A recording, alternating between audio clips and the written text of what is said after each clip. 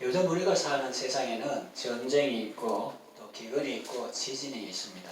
예수님이 말씀하신 말세의 현상들이죠. 러시아 우크라이나 전쟁은 지금도 계속되고 있습니다. 북한에서는 기근으로 죽는 사람들이 있습니다. 개성이라는 도시는 북한 내에서 그래도 도시고 살만한 곳인데 그곳에서조차 굶주림으로 사람이 하루에 수십 명씩 죽는다고 하니 다른 곳에는 어떻겠습니까? 세계적인 경기 침체의 여파와 코로나 방역으로 인한 재정 지출 그리고 핵무기 개발과 미사일 발사 등으로 경제가 가뜩이나 어려운데 이상기후와 흉작으로 인해서 그 가난과 결핍 상태가 더 심해진 것 같습니다. 그리고 최근 튀르키예 시리아에서 일어난 지진으로 많은 사람들이 목숨을 잃었고 2만 4천 명, 2만 5천 명 정도 10만 명까지 될 가능성도 있다고 하는데 부상자들도 많이 발생했습니다. 이런 현상들을 보면서 우리는 어려움 당한 사람들의 구원과 회복을 위하여 기도합니다. 그들이 우리보다 죄가 더 많아서 그런 것이 아니라 우리도 만일 회개하지 않으면 순식간에 멸망할 수밖에 없다는 사실을 깨닫고 아직 생명이 붙어 있을 때 빨리 회개하고 하나님과 바른 관계를 맺고 살아야 하겠습니다. 우리 성도들 가운데도 어려움을 당한 분들이 있습니다. 재정적인 궁핍으로 어려워하는 분도 있고 육신적인 질병으로 아파하는 분도 있습니다. 허리 통증으로 치료받는 분도 있고 혈액순환이 잘 안 되어서 시력이 약해지고 눈이 잘 안 보여서 치료받는 분도 있습니다. 당뇨로 인한 합병증은 더 힘들게 합니다. 손발 저림으로 고생하는 분도 있고 불면증으로 고통하는 분도 있습니다. 어깨 결림이나 가슴의 통증으로 아파하는 분도 있고 정확한 병명도 모른 채 고통과 아픔 속에서 하루하루 살아가는 분들도 있습니다.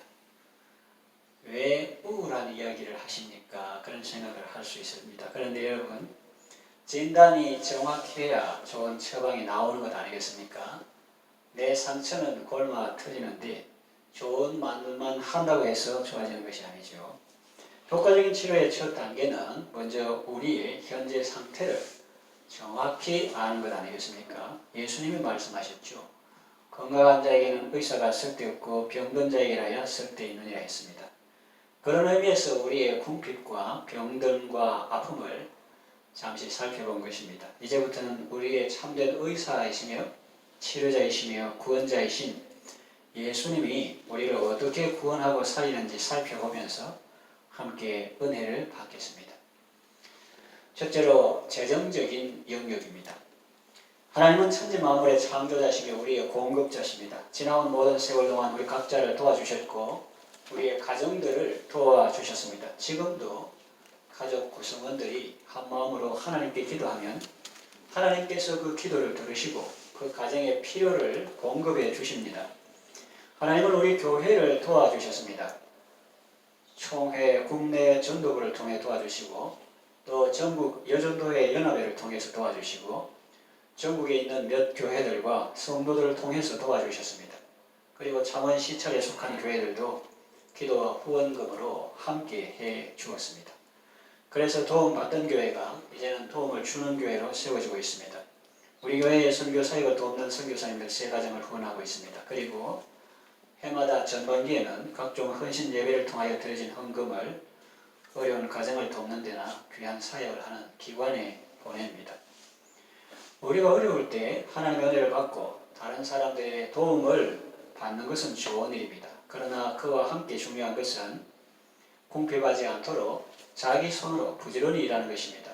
잠언 10장 4절 손을 게으르게 노리는 자는 가난하게 되고 손이 부지런한 자는 부하게 되느니라 했고 잠언 12장 27절에 게으른 자는 그 잡을 것도 사냥하지 아니하나니 사람의 부귀는 부지런한 것이니라 했고 에베소서 4장 28절에는 도둑질하는 자는 다시 도둑질하지 말고 돌이켜 가난한 자에게 구제할 것이 있도록 자기 손으로 수고하여 선한 일을 하라고 했습니다.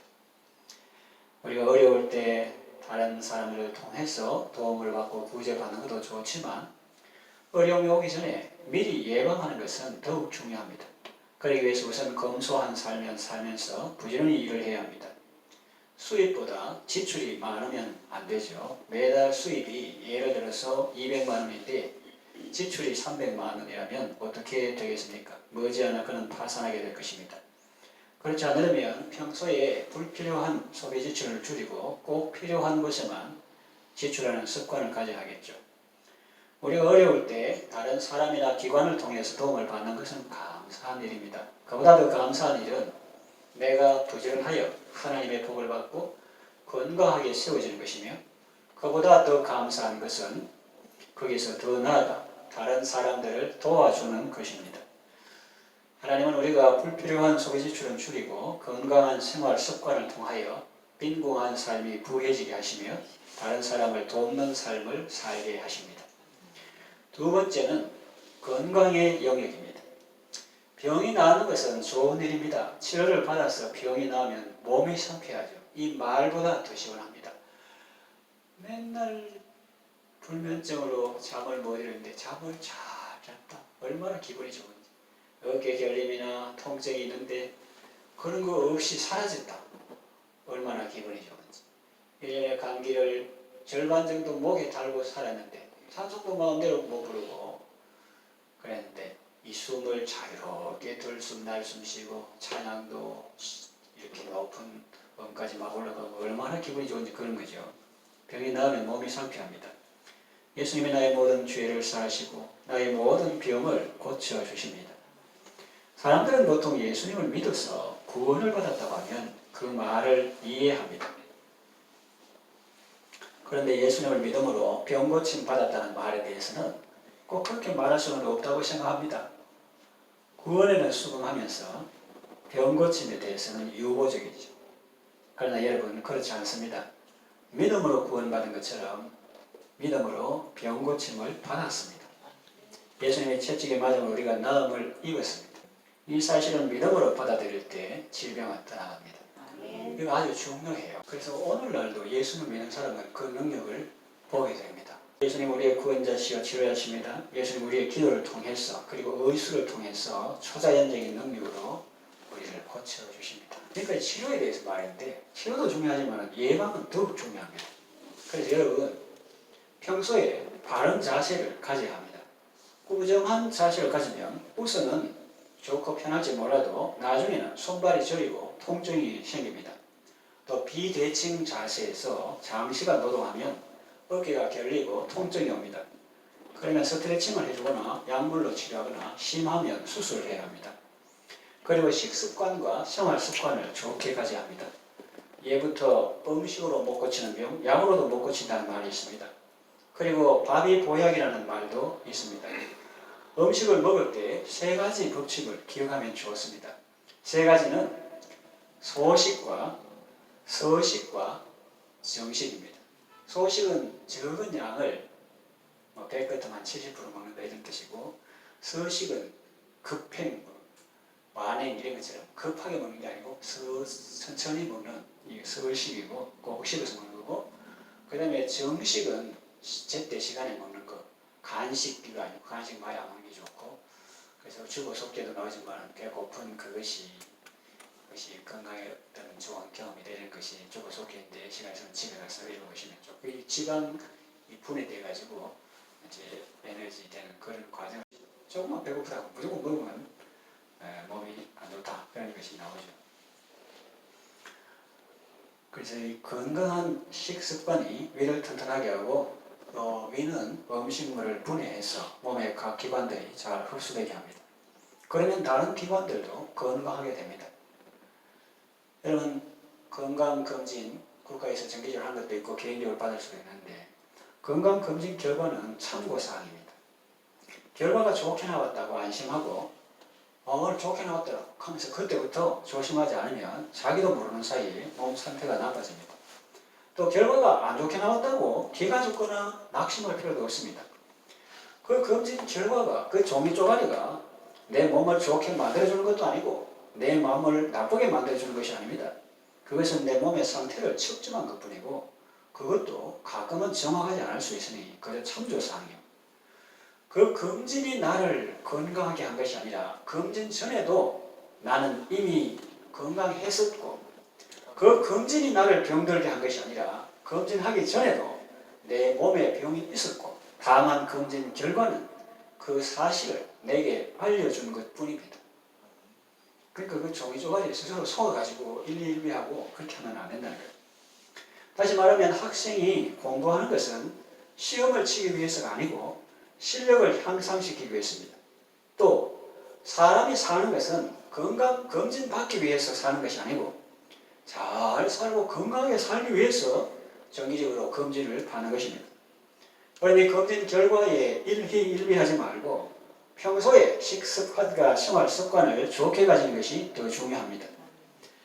검진 결과에 촉각을 곤두세우며 긴장하는 것의 절반 정도는 검진했다. 이번에 결과 나온다. 개인적으로 하면 며칠날 결과 보고 설명서로 의숙한다든지 국가에 사는 것 같으면 이게 우편이나 이메일 온다. 그게 큰 게 없어야 될 게 꼭 재판받는 것처럼 그런 마음으로 사람들이 많이 긴장하고 두려워하죠. 그것의 절반 정도만 평소 생활 습관에 신경 쓴다면 훨씬 더 건강한 삶을 살 수 있으리라 생각합니다. 건강한 식습관과 생활 습관을 가짐과 함께 맑은 공기를 마시고 적당한 신체 활동을 하는 것도 중요합니다. 예수님은 우리의 병을 고쳐주시는 참의사여 치료자십니다. 병이 났을 때 치료도 해주시지만 병이 생기기 전에 미리 예방도 해주십니다. 어떻게 어디 나옵니까? 성경에 나와요. 여호와를 경외하고 악을 떠나라. 이것이 내 몸에 양약이 되고 네 골수를 윤택하게 하리라 그랬어요. 약도 세 가지가 있대요. 그래서 안 좋은 약은 그 약 먹었는데 병도 안 낫고 몸 상태도 안 좋게 하는, 몸도 나빠지고 몸 상태도 안 좋고 병도 안 낫는 그게 안 좋은 약이고, 이 보통 약은 잠시 몸은 상하게 하지만 병이 상하게, 병이 난 대신에 몸이 좀 그 오래 몸 안 좋다 이거고, 제일 좋은 약은 몸도 보하고 병도 낫고 그 요게 양약이다 그렇게 말하는 분이 있습니다. 뭐가 여호와를 경외하고 악을 떠나는 것이 내 몸에 양약이 되고 골수를 윤택하게 한다 그랬어요. 그리고 마음의 즐거움은 양약이라도 심령의 근심은 뼈를 마르게 한다고 말씀합니다. 하나님을 경외하고 악을 떠나며 즐거운 마음으로 살면 좋은 약을 먹는 것과 같고 골다공증을 막아주고, 왜? 골수를 윤택하게 했잖아요.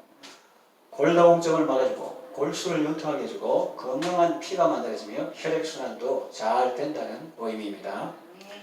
세 번째, 영혼의 영역에 대해서 말씀드리겠습니다. 영혼의 영역의 질병에 대한 치료와 예방에 대해서 말씀드립니다. 육신의 병 못지않게 심각한 것은 영혼의 병입니다. 영혼의 병.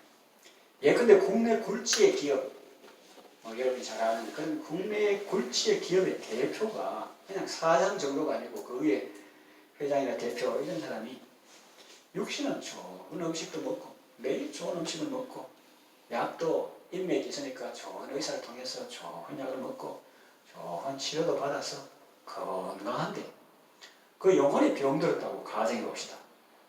겉으로는 번지르르하고 기름기가 넘치고 좋은 시술도 받고 약도 먹고 그래가지고 참 건강해 보이는데 그 영혼이 병들었다고 가정해 봅시다. 교만하고 사람이 아주 탐욕적이고 안하무인이고 임직원들에게 갑질하고 폭행한다고 가정해 봅시다.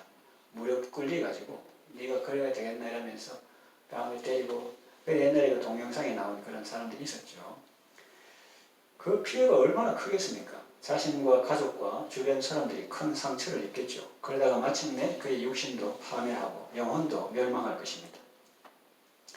그래서 이 육신의 질병 이것도 심각하지만 그 영혼의 질병 이거는 정말 더 심각하다는 거죠. 예수님은 우리 영혼의 질병을 치료하십니다. 우리를 교만과 탐욕과 거짓에서 건져 주십니다. 또 죄악에서 건져 주십니다. 동성애 옹호자들은 예수님의 가늠하다가 현장에서 잡혀온 여인을 정죄하지 않으셨다고 말합니다. 성경에 있다가 자기 마음에 드는 부분만 강조하죠. 틀린 말은 아니지만 부족한 말입니다. 그 뒤에 예수님이 무슨 말씀을 하셨는지에 대해서는 관심이 없고 모릅니다. 안다고 해도 무시합니다. 예수님은 사람들이 다 떠나고 난 다음에 그 여인에게 뭐라고 말씀하셨습니까? 나도 너를 정죄하지 아니하노니 끝 가라 이랬습니까? 나도 너를 정죄하지 않으니 가서 다시는 죄를 범치 말라 이렇게 하셨는데, 이처럼 예수님은 죄인은 사랑하시지만 죄는 미워하십니다. 그 사람이 앞으로는 정말로 건강하고 행복한 삶을 살도록 그 말씀을 꼭 해주셔야만 했던 것입니다. 그런데 동성애 옹호자들은 죄와 죄인을 분리하지 않습니다. 동성애 행위를 미워하는 것을 마치 동성애자를 미워하는 것처럼 이해합니다.